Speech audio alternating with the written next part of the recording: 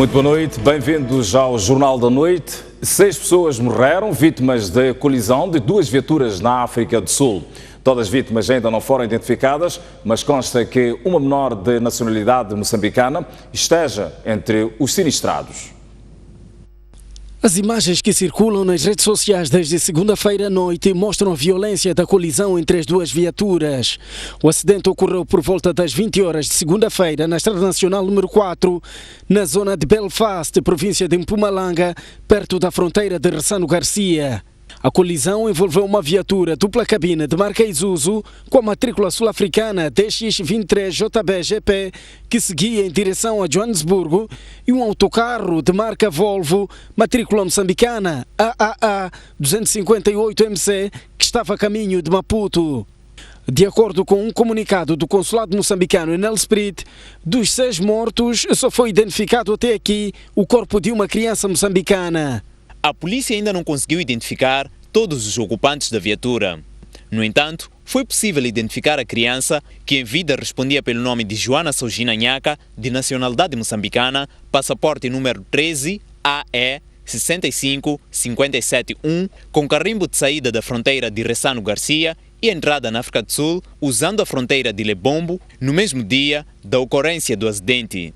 Um dos sobreviventes que pediu anonimato contou à STV como o acidente ocorreu. O acidente foi do estilo corte de prioridade, não é? Apareceu um carro em frente do nosso carro, carregava aí mangas, então entrou por frente e houve o acidente em que no tal carro foram 7 pessoas que faleceram e nós ficamos feridos. O autocarro sinistrado pertence à companhia Luciano Laxiaricós, que promete pronunciar-se amanhã.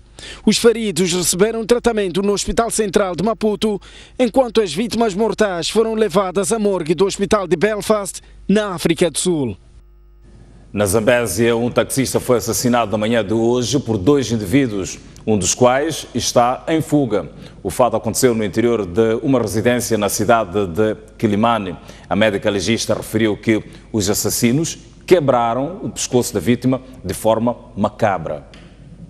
Um ato macabro que chocou muita gente. O taxista foi assassinado esta manhã por volta das 9 horas por 2 cidadãos, um dos quais em fuga, no recinto de uma residência localizada no centro da cidade de Quilimane. De seguida, o corpo da vítima foi introduzido no interior deste poço com 2 metros de profundidade. Nós chegamos aqui, depois meu amigo começou a barbatar, depois falou, anda cá me ajudar. Eu também lhe ajudou, meu amigo tirou faca e matou. Depois meu amigo fugiu, eu fico aqui sozinho. Ele puxou até ele puxou. Sim.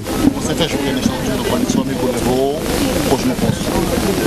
Ele não fugiu, ficou aqui mesmo, logo a um tio que veio, começou a me complicar. Eu conformei. Consta que na altura em que este indiciado solicitou os serviços de táxi, foi visto por um cidadão que estranhou a forma como este se apresentava. Por isso seguiu até o local. Momentos depois, surpreendeu este jovem a sair deste recinto com a bicicleta do taxista, ora assassinado. Daí a suspeita. Este foi neutralizado por populares e levado a mostrar onde estava o proprietário da bicicleta. Quando estive a sair da cidade, a ir para casa, a chegar ali no portão já encontrei um movimento aqui estranho. Então entrei, encontrei já a lutarem para ser amarrado. Então nós aproveitei também, ajudei, amarrei o gajo. Era antes de ver o corpo e dali percebi que aqui havia o corpo. Vim para aqui, vi o corpo e estiveram a ligar para a polícia, não estava a atender. Eu corri pessoalmente, fui para a PIC, fui levar os homens da PIC e vieram para aqui. Entrei dentro do poço, tentamos remover o corpo para ali fora. De verdade fomos ver que já não tinha vida. Mas segundo o relato das pessoas que estão a dizer, dizem que este recinto aqui eles conseguiram entrar porque essa tal pessoa que matou parece que é sobrinho. Sim. Do guarda daqui. Sim. Momentos mais tarde, a polícia levou este indiciado ao hospital para tratamentos, dados os golpes que este levou com populares enfurecidos. No ano passado, a corrupção lesou o Estado moçambicano em mais de 400 milhões de meticais. Deste valor, apenas metade foi recuperado pelo Gabinete Central de Combate à Corrupção. Entretanto, 160 pessoas estão detidas por envolvimento em casos de corrupção. Um total de 1.235 processos crime resultantes de denúncias, intervenções e relatórios de auditoria foram instaurados no ano passado pelo Gabinete Central de Combate à Corrupção em todo o país. Os casos de corrupção, na sua maioria passiva, lesaram o Estado no valor de pouco mais de 450 milhões de meticais e só uma parte foi recuperada. Foram detidos 160 cidadãos, dos quais, portanto, 120 em flagrante delito. Diria que foram apreendidos montantes, ou melhor, bens e valores equivalentes a pouco mais de 220 milhões de meticais. Em 2016, foram registrados 216 casos de corrupção, sendo que 135 foram de casos de desvio de fundos. Relativamente aos crimes de peculato, se quisermos desvio de fundos, a província de Nampula foi a que registrou o maior número. Estamos a falar de cerca de 36 processos, seguida da cidade de Maputo com 35 processos e a província de Inhambane 17 processos.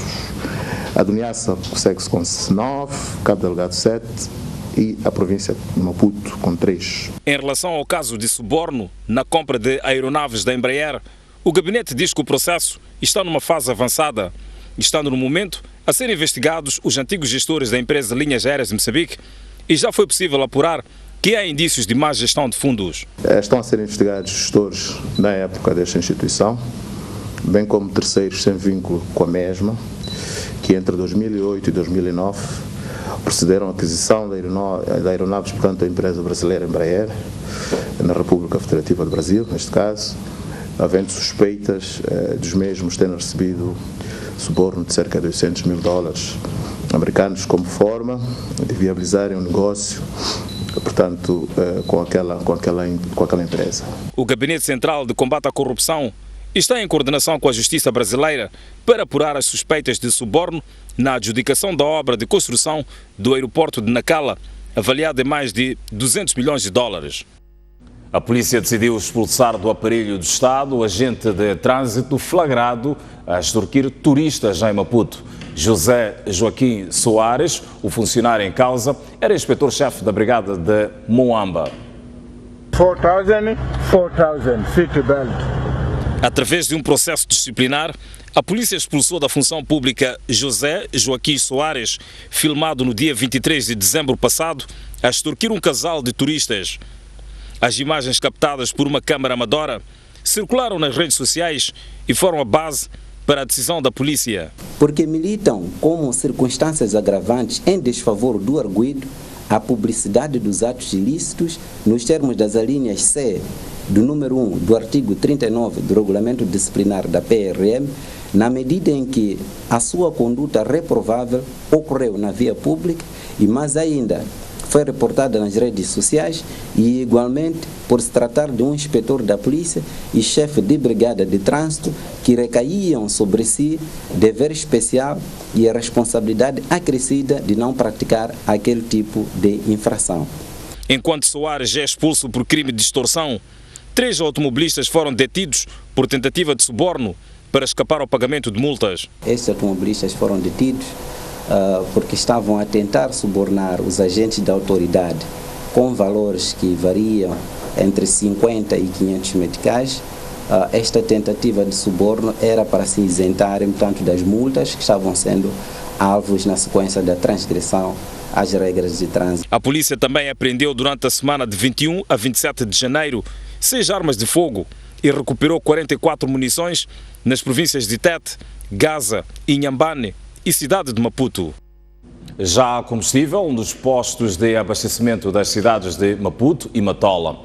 Hoje, alguns automobilistas compraram combustível em recipientes para abastecerem viaturas que ficaram sem gasolina longe das bombas. De fato, chegou ao fim o transtorno dos automobilistas na sequência da falta de gasolina. Foram cinco dias em que as cidades de Maputo e Matola ressentiram-se da escassez deste combustível. Hoje, as pessoas já podem sair de casa seguras de que poderão abastecer a qualquer momento. Este posto de abastecimento ao longo da Estrada Nacional número 4 na Matola foi reabastecido na tarde de segunda-feira.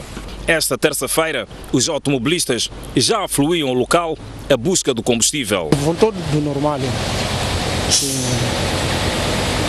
Voltou ao normal desde quando aqui? Desde as 7 horas de ontem. Todas as bombas têm combustível. Estas são as primeiras bombas pelas quais passa hoje? Sim. Não, abastecer na coisa, no total, de manhã às 6 horas, quando ia à igreja, abastecer. Não houve falta de combustível. Eu só quero pôr na máquina compactadora. Sem trabalho, consigo esse tipo de gasolina para poder abastecer as minhas máquinas. Já na cidade de Maputo, a normalidade era também visível na manhã desta terça-feira. Estas bombas, por exemplo, na baixa da capital do país, registravam muita procura depois de terem registrado escassez no dia anterior. Mas já que ainda teve de recorrer a um recipiente para levar o combustível à casa, na incapacidade de tirar o carro da sua residência, que ficou sem gasolina. E o carro não consegui levar em casa porque não gosto de andar na reserva. Então tive que levar ao depósito, o carro pequeno, para ver se ponho o combustível em casa. Vou conseguir abastecer. As autoridades justificaram a falta de combustível com problemas logísticos. Entretanto, a escassez de combustível prevalece na cidade de Chimoio. Esta é uma notícia e uma reportagem que vamos acompanhar ao longo do Jornal da Noite. Olhamos agora para algumas decisões do Conselho de Ministros havido hoje. Mais de 92 mil famílias afetadas e 24.500 casas destruídas. É o balanço atual das calamidades naturais provocadas pelas chuvas que continuam a cair um pouco por todo o país. Os dados foram hoje atualizados pelo Conselho de Ministros. Os números hoje atualizados revelam uma subida considerável das vítimas comparativamente à semana passada. Segundo o vice-ministro da Administração Estatal e Função Pública, o fato se deve à contínua queda de chuva. Ainda estamos sob efeitos de chuvas fortes, ventos fortes e descargas atmosféricas, o que tem feito com que o número de pessoas afetadas por causa destes fenómenos esteja a crescer continuamente.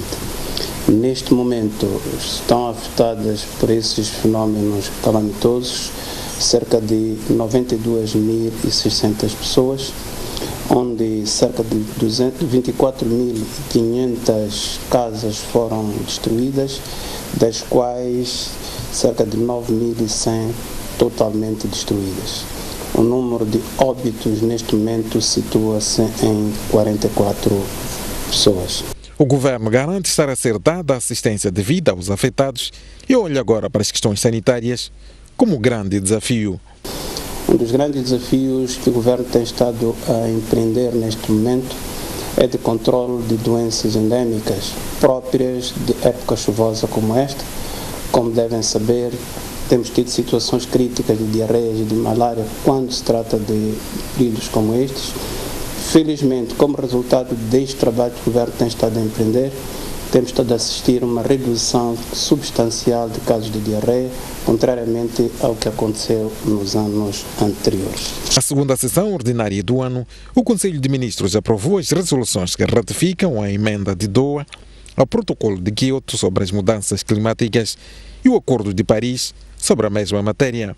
Aprovou ainda a resolução que atribui novos nomes a infraestruturas e vias de acesso e algumas cidades e vilas municipais das regiões centro e sul do país.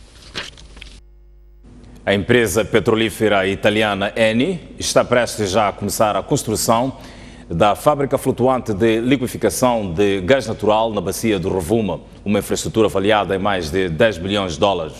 A multinacional convida empresas moçambicanas a prepararem-se para a prestação de serviços.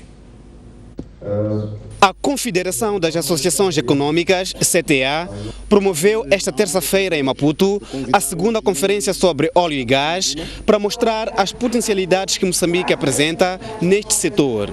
Perante empresários nacionais e estrangeiros, a petrolífera italiana Eni teve uma presença de peso, tendo feito 3 apresentações divididas em áreas de interesse dos homens de negócios. Investimento da Eni.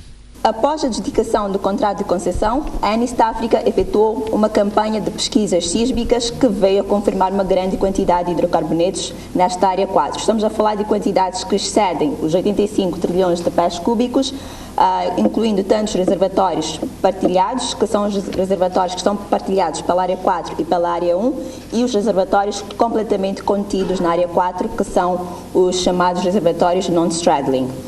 Concursos abertos. Um concurso para o aluguer de uma base costeira, para o aluguer de navios em suporte à plantação de perfuração, concurso para a prestação de serviços de desembaraço aduaneiro de carga, temos um concurso para a prestação de serviços de eletrificação rural com base em painéis solares em Kionga, concurso para o aluguer de automóveis e serviços de motorista, concurso para a construção do bloco cirúrgico em Pemba. Conteúdo local. Com o objetivo de maximizar o uso das empresas locais, a Eni está a implementar um plano de desenvolvimento local que visa as seguintes estratégias. Como já falou a minha colega há bocado, lançamento de periódicos de anúncios públicos e de solicitação de manifestação de interesse. A Eni está a operar na área 4 da Bacia do Rovuma, em Cabo Delgado. Em novembro do ano passado, o seu Conselho de Administração aprovou o plano de investimento avaliado em 10 bilhões de dólares para a viabilização da fábrica flutuante de liquefação de gás natural a ser explorado no alto mar. Para além deste projeto, a Eni projeta numa segunda fase a construção de outra plataforma de liquefação de gás natural a ser construída na parte continental. Com estes investimentos, a economia nacional volta a renascer depois da crise que abala o país há 2 anos. Entretanto, os empresários moçambicanos presentes na Conferência de Petróleo e Gás dizem estar a ser passados para trás por empresas estrangeiras nos concursos de fornecimento de serviços aos megaprojetos. Os mesmos avançam que há necessidade de clarificar o conceito de conteúdo local. As empresas nacionais tiraram lições do que aconteceu no projeto de exploração do gás natural de Pandi e Temani, em Inhambane, e do carvão mineral em Tete, e temem que o mesmo cenário repita-se em Cabo Delgado. Por isso, querem mais explicações da Eni sobre o entendimento que tem do conteúdo local. Se tivermos uma empresa exterior, uma empresa sul-africana, que ganhe o concurso e depois essa mesma empresa sul-africana venha usar os veículos e empresas moçambicanas. Qual é o posicionamento da Eni e todos aqueles que vão usar estes serviços perante essa situação? Eu vi o que o colega do Transportes disse, é uma verdade, muitas vezes há empresas, e no setor dos transportes, não é o meu, há empresas boas e que depois acabam por vir a ser subcontratadas, e isto não faz sentido. O que faz sentido é que, independentemente do conteúdo local, há empresas boas, que estão aqui em Moçambique há muitos anos e que podem acrescentar valor ao projeto do gás. E o essencial, dizem outros empresários, já está a ser feito para permitir uma competitividade ao mesmo pé de igualdade com empresas estrangeiras. Existe uma muito boa capacidade local. Olha, quando falamos da indústria e quando falamos deste nível de investimento, sobretudo em infraestruturas, a primeira e aquilo que é a indústria base são as metalmecânicas. Temos novas metalmecânicas. Eu acho que nós moçambicanos temos de dar mais atenção e temos que trabalhar mais, duplicarmos os esforços. Se nós queremos estar no mercado nacional e juntamente no mercado internacional, nós temos de duplicar os esforços e melhorarmos os serviços que padrão internacionais que mandam para fazer os trabalhos. Mas para melhor entendimento da questão do conteúdo local, a multinacional Eni faz questão de esclarecer. Qualquer empresa moçambicana pode trabalhar com a Eni desde que responda a todos os requisitos em função do concurso que nós lançamos. Normalmente o que nós queremos perceber é como é que ela está organizada em termos de estrutura, como é que ela está organizada em termos na área econômico-financeira. Pois bem, recuperamos agora a notícia da falta de combustível ainda na cidade de Chimoio, onde a procura pelo combustível conheceu hoje níveis muito altos com falta daquele produto nas gasolineiras. Hoje, apenas uma bomba de combustível esteve a abastecer, uma situação que contrasta com as promessas de que até o fim do dia de hoje a reposição estaria feita nas gasolineiras. Se até esta segunda-feira apenas 2 postos de abastecimento tinham combustível ao nível da cidade de Chimoio, esta terça-feira a situação agravou-se com apenas um único posto a abastecer o combustível. A maior parte de automobilistas estão neste único posto de abastecimento há mais de 2 horas. À última hora foram informados da indisponibilidade de gasolina e os que usam este combustível dizem que não têm alternativas, por isso serão obrigados a parquear as suas viaturas. Estou aqui desde as 17h30 e vim abastecer diesel, vou encher o tanque e 1 galão de 5 litros de gasolina. Mas consta que aqui já não há gasolina e como é que vai se virar? Bom, não tenho como me virar, meu carro vai ter que continuar parado em casa. Estou aqui desde as 3 horas para vir abastecer. Só que agora que acabo de perceber que já não há combustível, acabou o combustível e tem que estacionar aqui mesmo, dentro do parque. O meu carro já não consegue sair até a casa. Eu estou na reserva, para chegar em casa dá, mas para amanhã fazer movimento já não dá. Depois de ter cumprido toda a pista, disseram que já não tem combustível. Agora disseram para esperar, foram ver se no outro tanque tem, se podem se abastecer ou não. Mesmo sem gravar a entrevista, as gasolineiras garantem que a situação estará normalizada até esta quarta-feira, uma vez que o navio transportando combustível já atracou no porto da Beira e poderá fazer o descarregamento a partir de amanhã. As imagens são de Jorge Joaquim, Carlitos Cadangue, STV. E esta situação da crise de combustível na cidade de Chimoio leva-nos para um breve intervalo. Acompanhe já a seguir. O Fundo Internacional de Desenvolvimento Agrícola, FIDA, vai abrir uma linha de crédito de financiamento avaliada em 50 milhões de dólares. Para acompanhar a seguir um breve intervalo, nós voltamos já a seguir. Até já.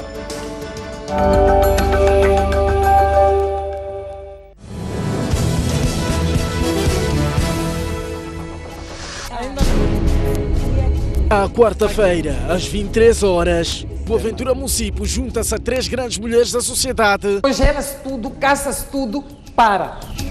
Visão por revisão. Para colher a visão, a voz e análise. E como é que interpreta este sinal? Sob perspectiva feminina de diversos assuntos na ordem do dia. O que a Renam está a fazer é uma afronta ao Estado. É preciso cantar muito alto, bem.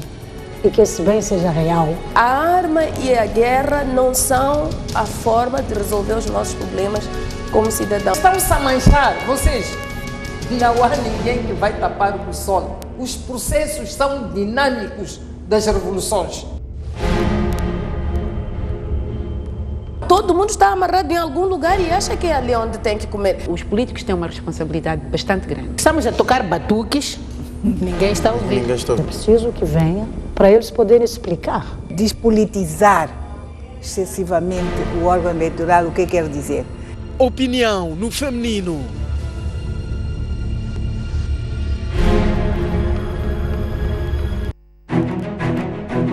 Mais um baú. Recordações, momentos épicos, momentos marcantes, grandes vitórias, campeões. Como é que o futebol começou na sua vida e o que é que foi o futebol? Eram todas equipas bem estruturadas com um futebol de se tirar o chapéu. A gente jogava aqui na Baixa, saía da Baixa. Era obrigado a fazer o jogo dos palmaninhos. Antigos jogadores, paraquedistas, árbitros, pugilistas, médicos. O primeiro envolvimento direto foi como médico da seleção que foi aos Jogos Olímpicos, Moscovo, 1980. Hoje já temos a capacidade de fazer diagnósticos e cirurgias artroscópicas. O paraquedismo começa quando eu via militares da Força Aérea saltar. A dobragem de paraquedas é uma coisa fundamental. Uma campeã nasce ou faz-se? Um talento tem que nascer, mas também não basta só nascer, tem que se fazer para ser campeão.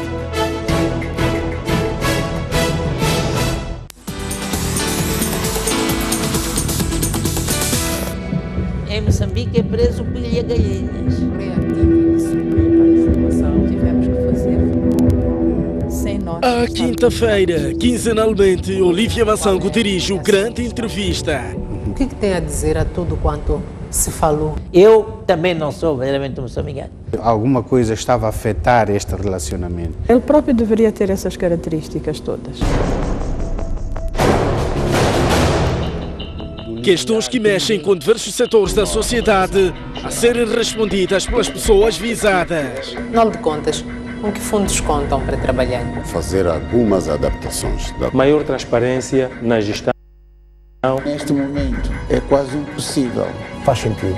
Durante a guerra mataram uma série de civis e tiraram os cadáveres dentro da cisterna. O que nos sugere este desabafo? Grande entrevista, às 23 horas, na STV Notícias.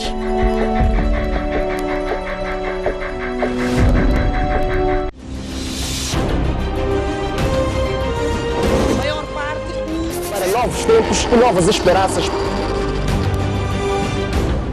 A grande questão agora é tentar perceber como é que uma obra tão recente desabou.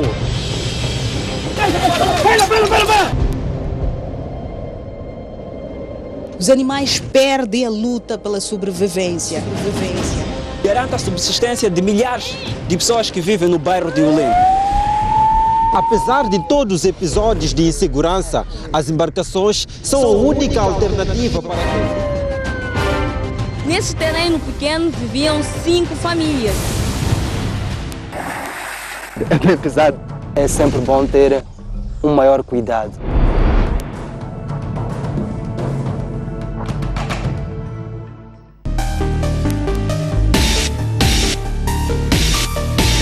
Senhor Abel, falamos a partir de Nampula, boa noite. Propostas concretas. Ninguém quer realmente a guerra. Onde a política sempre há conflito.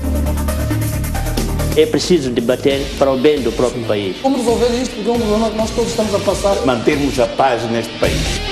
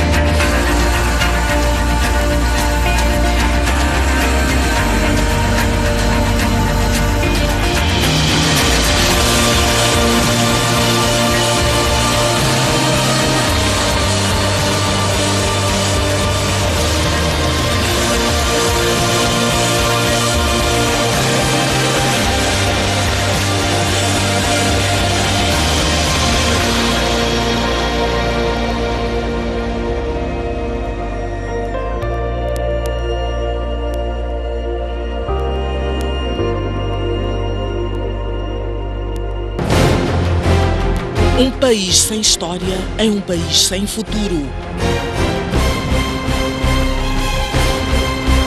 Um mundo sem referências é um mundo sem norte. Um país sem cultura é um país sem identidade.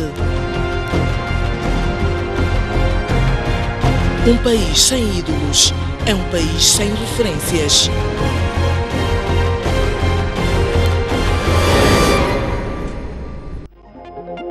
Já pode ler o jornal do País quando quiser e onde estiver. Quer saber como? O primeiro passo é ter a aplicação O País. Continua com dúvidas? Uma app é uma ferramenta que permite ter acesso a vários serviços do seu dispositivo móvel de forma integrada. Agora aceda à sua App Store ou à Play Store e faça o download de O País. Dessa forma, poderá aceder a uma versão digital do jornal. Assim, não deixe... Retomamos as notícias no Jornal da Noite. O Fundo Internacional de Desenvolvimento Agrícola, FIDA, vai abrir uma linha de financiamento avaliada em 50 milhões de dólares para apoiar um novo programa de produção de alimentos em Moçambique durante este ano. A promessa foi feita pelo presidente daquele organismo, Canaio Mwanze, após visita a alguns projetos agrícolas financiados pelo FIDA no sul do país. O presidente do FIDA foi ao terreno inteirar-se do estágio e impacto dos projetos que estão a ser financiados pela organização que dirige, e o local escolhido foi o distrito de Namancha, província de Maputo. Aqui, começou por visitar produtores de hortícolas do posto administrativo de Mafiane, onde foram investidos cerca de 3 milhões de meticais para a montagem de estufas que protegem as plantas das pragas, garantindo uma produção contínua durante todo o ano. Ficamos felizes em ver que os fundos de apoio que alocamos ao desenvolvimento da agricultura beneficiam diretamente os produtores, principalmente quando o público mais beneficiado for maioritariamente feminino, porque este grupo assegura o sucesso deste tipo de projetos. Já no posto administrativo de Xangalane, os financiamentos do FIDA foram utilizados para abrir furos de água e instalação de tanques com capacidade de 20 mil litros, que abastece a 31 famílias, e para o consumo de gado.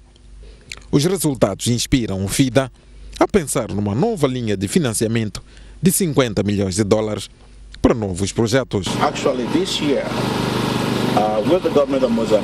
Ainda neste ano, junto com o governo de Moçambique, vamos introduzir um novo projeto avaliado em 50 milhões de dólares, também para a produção de alimentos, porque queremos que os nossos investimentos tenham um impacto positivo no rendimento das comunidades. Daí que reiteramos que vamos trabalhar com o governo para juntos continuarmos a investir. Atualmente, os projetos em curso financiados pelo FIDA estão avaliados em mais de 100 milhões de dólares, que beneficiam a mais de 2 milhões de pessoas.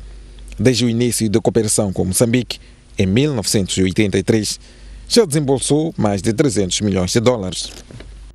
Candidatos a estudantes no Instituto Industrial de Maputo queixam-se de estarem a ser prejudicados pela demora na publicação de resultados dos exames de admissão. Os estudantes dizem que as aulas iniciaram sem que os resultados dos exames de admissão tivessem saído.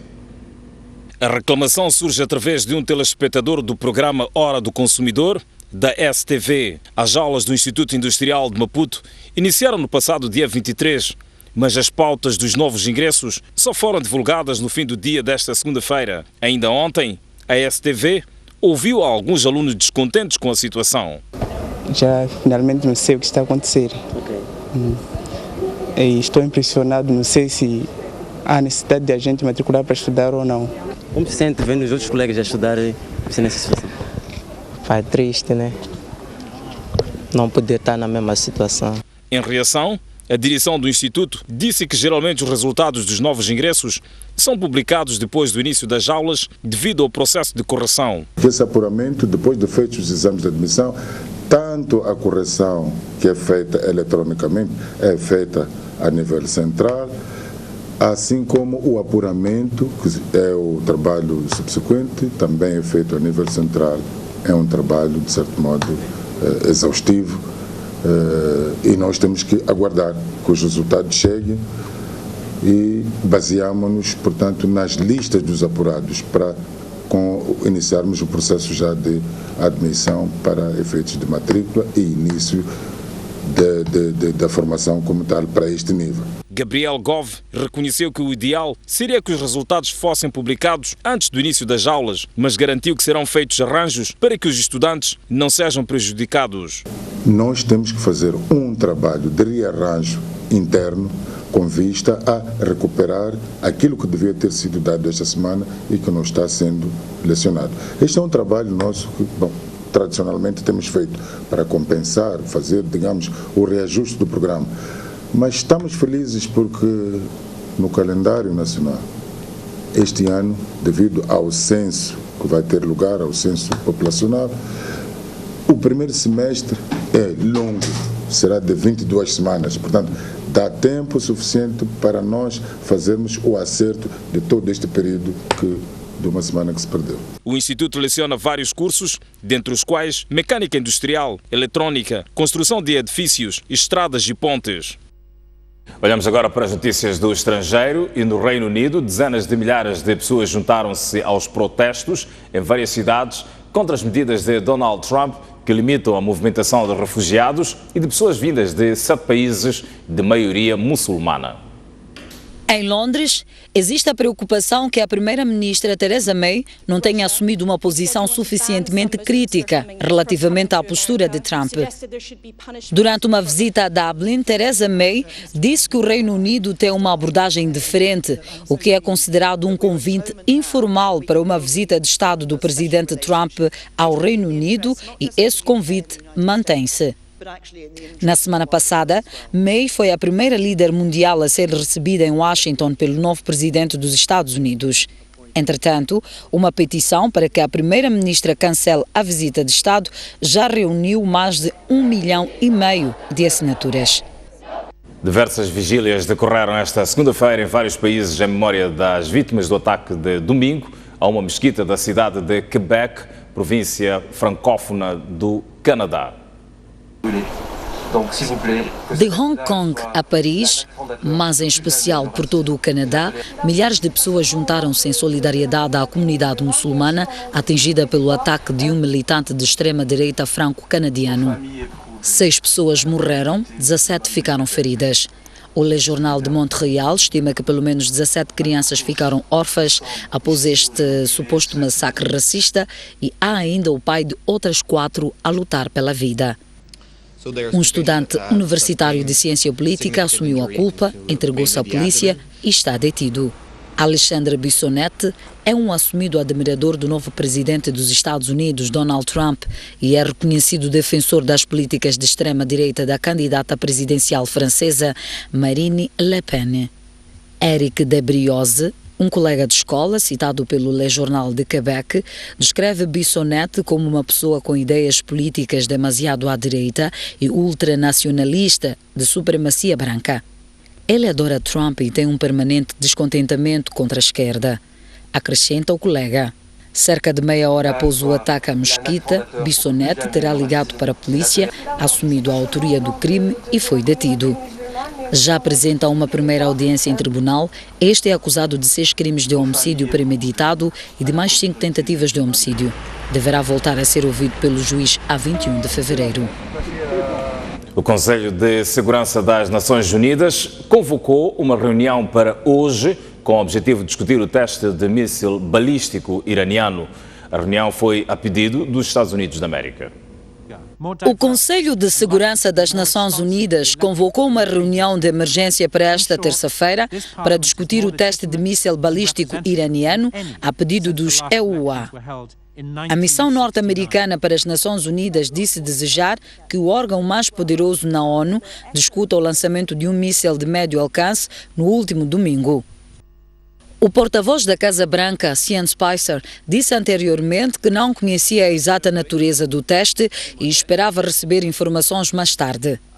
Um dirigente da pasta da defesa disse que o teste do míssil terminou uma reentrada falhada na atmosfera da Terra. O responsável, que falou na condição de anonimato, não deu mais pormenores, incluindo o tipo de míssil. O Irão foi alvo de uma resolução do Conselho de Segurança da ONU que proíbe testes de mísseis balísticos que transportem ogivas nucleares. Como parte do acordo nuclear de 2015, a proibição da ONU foi prolongada por 8 anos, apesar de o Irão ter desafiado a restrição. O porta-voz do Departamento de Estado, Mark Toner, disse que os Estados Unidos estavam a apurar se o teste do míssil balístico viola a resolução do Conselho de Segurança. Quando são tomadas ações que violam ou são inconsistentes com a resolução, agimos de modo a responsabilizar o Irão e vamos instar outros países a fazerem o mesmo, disse Toner. Fazemos mais uma breve pausa no Jornal da Noite. Veja a seguir no próximo bloco. Dia 2 de fevereiro, o dia em que a Vodacom irá realizar a primeira gala dos prémios Vibratoques. Uma notícia para acompanhar já a seguir. Para já a previsão do estado de tempo para as próximas 24 horas do país. Maputo poderá ter máximas de 34 graus Celsius, mínima de 23. Para Xai-Xai a previsão de 30 graus Celsius de máxima, uma mínima de 24 graus. Prevê-se uma máxima de 33 graus Celsius para Inhambane e uma mínima de 23 graus. Para a região centro do país, Beira com a previsão de 32 de máxima, mínima de 25 graus Celsius. Quelimane com uma máxima prevista de 34 graus Celsius, mínima de 26. Prevê-se para Chimoio uma máxima de 29 graus Celsius, uma mínima de 20 graus. Enquanto para Tete, a cidade mais quente para o dia da manhã com 35 de máxima, 24 de mínima. No norte do país, Nampula poderá ter máximas de 33 graus Celsius, mínima de 23. Prevê-se uma máxima de 31 graus Celsius para a Pemba, mínima de 25 graus. E para Lixinga, muito fresca, com 23 graus Celsius de máxima, 17 de mínima previstos.